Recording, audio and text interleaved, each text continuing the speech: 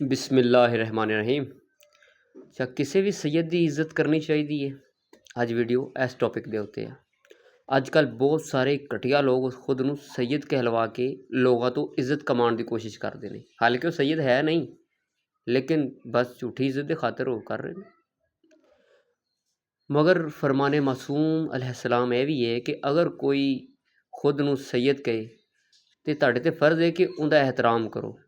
अगर वो सैयद ना होया तो वो असी जानीए तो वो जाने, लेकिन तुहाडा काम है इज्जत करना। यह भी फरमान मौजूद है। उस तो इलावा नूह अलैहिस्सलाम का किस्सा तो तुहानूं याद ही होएगा।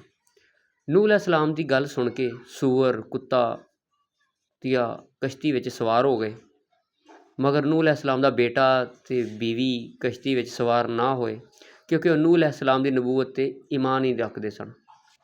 अच्छा, जिन्हों ने ईमान रखा नूह अलैहिस्सलाम की नबूवत ते कुत्ता सूअर कुतिया वो तो सवार हो गए, जिन्हों ने नबूवत ते यकीन नहीं रखा वो उनकी बीवी ते बेटा वो नहीं सवार होए, क्योंकि ईमान नहीं सी रखते। हुण अच्छा, इत्थे कुलिया क्या है कि नूह अलैहिस्सलाम की किश्ती में सवार होने वाला कुत्ता अफजल है या नूह अलैहिस्सलाम का बेटा? हाँ जी, लोग यकीनन कहणगे नहीं जी, वो जिहड़ा कुत्ता सवार हो गया नूह अलैहिस्सलाम की गल मन के उन्होंने नबी मन के, ज़ाहिर गल वो अफजल है। कश्ती में सवार होने वाली कुत्तिया जिन्हें कुत्ती कहते हो अफजल है या नूह अलैहिस्सलाम की बीवी? तो हर कोई यही कहेगा नहीं बई वो कुत्तिया अफजल है नूह अलैहिस्सलाम की बीवी तो, जिन्हें नबी की गल तो मान ली। अच्छा, इत्थों तक कुलिया तो हुण ज़हन च रखना इस चीज़ में। जवाब मिलता है कि नूह अलैहिस्सलाम की नबूवत यकीन रख के कश्ती में सवार होने वाला वो सूअर नूह अलैहिस्सलाम के बेटे तो अफजल है, वो कुत्ता अफजल है। ठीक है, नूह अलैहिस्सलाम की नबूवत यकीन रख के कश्ती में सवार होने वाली कुतिया नूह अलैहिस्सलाम की बीवी तो अफजल है। यह जवाब मिलता है अक्सर। फरमाने मौला अली अलैहिस्सलाम है, आसमान तो जमीन ते डिगन वाला बारिश का हर कतरा 15,000 मरतबा मेरी वलायत दे मुनकरां उत्ते लानत करता है। 15,000 वारी मेरी वलायत दे मुनकरां ते लानत करता है, फिर जमीन इनू अपने उत्ते सुटना गिराना पसंद करती है जी। मौला जाफर सादिक अलैहिस्सलाम फरमाते ने, जिहड़ा भी साडी वलायत ते ईमान लिया वो मोमन है, जिन्हें साडी वलायत तो इनकार किया वो काफर है, जिहड़ा साडी मार्फत नहीं रखता वो गुमराह है, जिहड़ा साडी वलायत विच किसी नूं शरीक करता है वही मुशरिक है।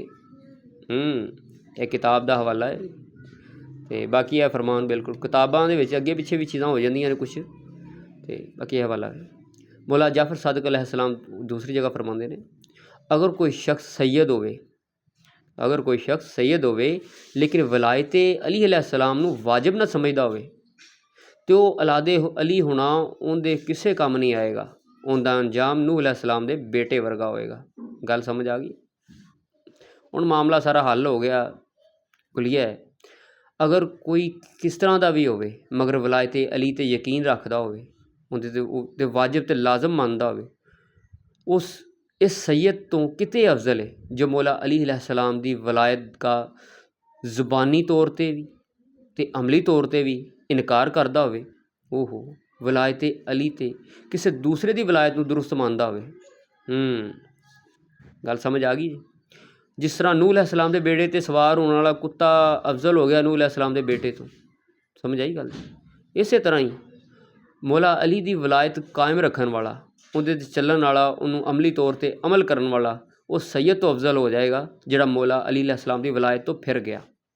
ठीक है, अगर ना समझ आए तो पहले वलायत का मतलब समझना कि वलायत किनू कहते हैं। अच्छा जी, अच्छा, सैयद वही लायके इज्जत है जिहड़ा वलायत अली अलैहिस्सलाम ते कायम है, जिहड़ा वलायत अली अलैहिस्सलाम दा मुनकर है, इसकी ना तो इस दुनिया ते खैर है तो ना ही आखरत ते खैर है।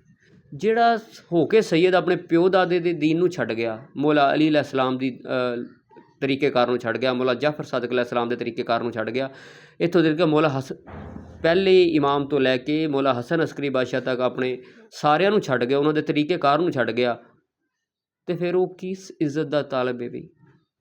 जो तू अपने वड्डियां दी इज्जत नहीं रखन दिया, ना मौला अली अलैहिस्सलाम दी ना मौला जाफर सादिक अलैहिस्सलाम दी, ਤੂੰ ਉਹਨਾਂ ਦੀ ਇੱਜ਼ਤ ਨਹੀਂ ਰੱਖਣ ਦਿਆ, ਤੂੰ ਉਹਨਾਂ ਦੇ ਮੁਕਾਬਲੇ 'ਚ ਕਿਸੇ ਦੂਸਰਿਆਂ ਨੂੰ ਜ਼ਿਆਦਾ ਇੱਜ਼ਤ ਦੇ ਰਿਹਾ, ਤਰਜੀਹ ਦੇ ਰਿਹਾ ਅਮਲੀ ਤੌਰ 'ਤੇ, ਜ਼ੁਬਾਨੀ ਤੌਰ 'ਤੇ ਨਹੀਂ, ਮੈਂ ਅਮਲੀ ਤੌਰ ਦੀ ਗੱਲ ਕਰ ਰਿਹਾ। ਜ਼ੁਬਾਨੀ ਤੌਰ 'ਤੇ ਤਾਂ ਹਰ ਕੋਈ ਇੱਜ਼ਤ ਕਰਦਾ ਅਤੇ ਮਿਹਰਬਾਨੀ ਇੱਜ਼ਤ ਆਪਣੀ ਹਰ ਕੋਈ ਆਪ ਕਰਵਾਉਂਦਾ। ਅਤੇ ਗੱਲ ਤਾਂ ਸਾਰਾ ਮੌਲਾ ਨੇ ਕੁਲੀਆ ਪੇਸ਼ ਕਰ ਦਿੱਤਾ ਹੈ। ਮੌਲਾ ਨੇ ਕੁਲੀਆ ਪੇਸ਼ ਕਰਤਾ ਹੈ ਕਿ ਜਿਹੜਾ ਇਹਨਾਂ ਦੀ ਵਲਾਇਤ 'ਤੇ ਕਾਇਮ ਹੈ ਉਹੀ ਕਾਮਯਾਬ ਹੈ, ਅਤੇ ਜਿਹੜਾ ਵਲਾਇਤ 'ਤੇ ਕਾਇਮ ਨਹੀਂ ਉਹ ਨੂੰਹ ਦੇ ਮੁੰਡੇ ਵਰਗਾ ਹੁੰਦਾ ਹਿਸਾਬ ਹੈ, ਉਹ ਫਿਰ ਜਹੰਨਮੀ ਹੈ। ਉਹਦੇ ਨਾਲੋਂ ਤਾਂ ਫਿਰ ਕੋਈ ਗੁਨੇਗਾਰ ਜ਼ਿਆਦਾ ਅਫਜ਼ਲ ਹੋ ਜਾਏਗਾ ਜਿਹੜਾ ਵਲਾਇਤ 'ਤੇ ਕਾਇਮ ਹੈ। ਅਤੇ ਮਿਹਰਬਾਨੀ ਵਲਾਇਤ ਨੂੰ ਸਮਝੋ, ਵਲਾਇਤ ਕੀ ਹੈ? ਵਲਾਇਤ ਕਿਹਾ ਜਾਂਦਾ ਵੱਡੇ ਨੂੰ ਉਹਦੀ ਗੱਲ ਮੰਨਣ ਨੂੰ। ਅਗਰ ਕਿਸੇ ਨੂੰ ਵੱਡਾ ਕਹੀਏ ਤਾਂ ਫਿਰ ਉਹਦੇ ਕੁਛ ਹਕੂਕ ਹੁੰਦੇ ਨੇ, ਠੀਕ ਹੈ, ਫਿਰ ਉਹਦੇ ਵਰਗਾ ਕਿਸੇ ਨੂੰ ਨਹੀਂ ਸਮਝਿਆ ਜਾਂਦਾ।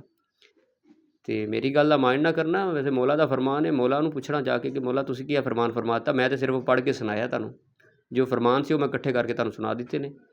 ਬਾਕੀ ਤੁਸੀਂ ਜਾਣੋ ਅਤੇ ਫਿਰ ਮਾਲਕ ਜਾਣੇ। ਸਾਡੇ ਨਾਮ ਸਾਹਮਣੇ ਤਾਂ ਫਿਰ ਵੀ ਨਾ ਆਉਂਦਾ ਇੱਜ਼ਤ, ਅਸੀਂ ਤਾਂ ਫਿਰ ਵੀ ਆਖੀਦਾ ਚਲੋ ਜੀ ਮਾਲਕਾਂ ਦੇ ਨਾਲ, ਸਈਦਾਂ ਦੇ ਨਾਲ ਅਟੈਚ ਹੋ ਰਿਹਾ, ਇੱਜ਼ਤ ਕਰ ਲਈ ਦੀ ਥੋੜ੍ਹੀ ਬਹੁਤੀ, ਬਲਕਿ ਕਰੀ ਦੀ ਵੀ ਹੈ। ਲੇਕਿਨ ਜਿੱਥੇ ਗੱਲ ਇਹ ਆ ਜਾਂਦੀ ਨਾ ਕਿ ਮੌਲਾ ਅਲੀ ਅਲੈਹਿ ਸਲਾਮ ਦੀ ਵਲਾਇਤ ਦਾ ਮੁਨਕਰ ਹੋਵੇ, ਉੱਥੇ ਆ ਕੇ ਫਿਰ ਕਦੀ ਕਦੀ ਗੁਨੇਗਾਰ ਵੀ ਹੋ ਜਾਈਦਾ। ਬਾਕੀ ਮਾਲਕ ਖੈਰ ਕਰੇ।